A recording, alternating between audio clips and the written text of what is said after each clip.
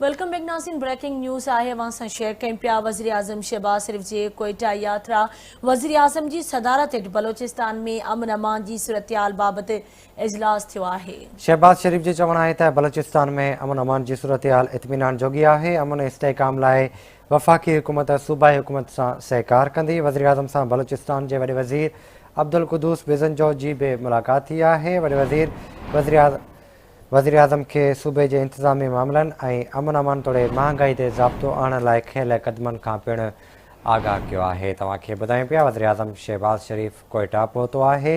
वज़ीर आज़म की सदारत हेठि बलोचिस्तान में अमन अमान की सूरतहाल बाबत इजलास थियो।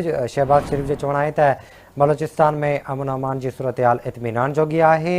अमन इस्तेहकाम लाइ वफ़ाक़ी हुकूमत सूबाई हुकूमत सां सहकार कंदी। जॾहिं त वज़ीर आज़म सां बलोचिस्तान के वॾे वज़ीर अब्दुल कुदूस बिज़नजो भी मुलाक़ात कई। वॾे वज़ीर आज़म के सूबे के इंतज़ामी मामलन और अमन अमान तोड़े महांगाई ते ज़ाब्तो आणण लाइ खयल कदमनि खां आगाह पिणु कयो।